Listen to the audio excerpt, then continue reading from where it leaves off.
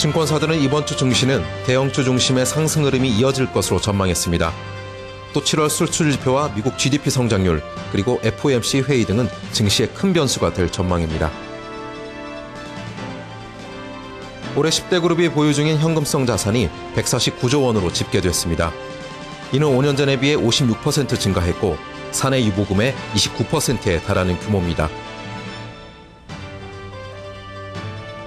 최경영 경제부총리 경기부양책이 지방정부 재정을 악화시킬 거라는 우려가 제기됐습니다.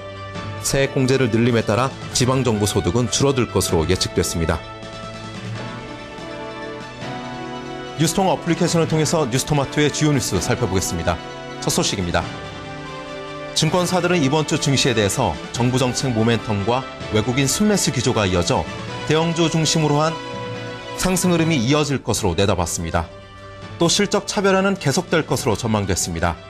김병현 우리투자증권연구원은 삼성전자를 제외한 수출주들의 실적에 대한 희비가 교차할 것이라며 현재까지는 수출주들의 실적이 시장 컨센서스를 크게 하회하고 있지 않다고 평가했습니다.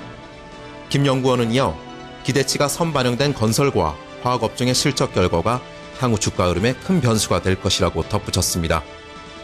이정민 KDB 대우증권연구원은 원달러 환율이 반등하면서 대형 수출주 실적 개선에도 양호한 환경이 조성되고 있다며 유망업종으론 조선과 철강, 그리고 은행 등을 꼽았습니다. 한편 한국의 7월 수출 지표와 미국 GDP 성장률 발표 등 매크로 변수와 FOMC 회의의 조기 금리 인상 여부도 증시에 큰 변수가 될 것으로 전망됐습니다. 다음 소식입니다. 10대 그룹의 현금성 자산이 5년간 크게 증가한 것으로 나타났습니다.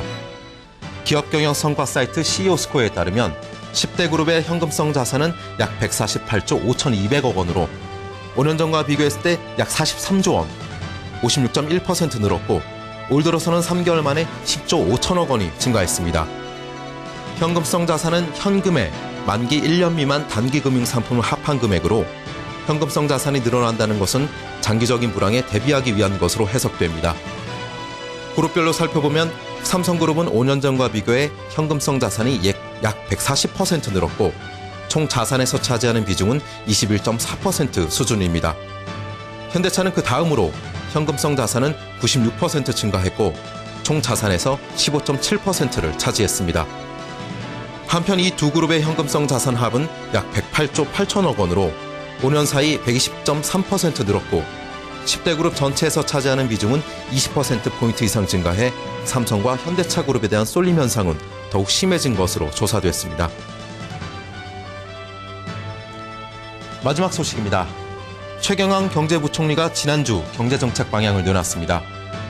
발표된 정책을 보면 기업이 근로자 임금을 인상할 경우 인상물에 대한 소액 공제를 하고 배당소득세 인센티브를 줘 배당금도 늘릴 계획입니다.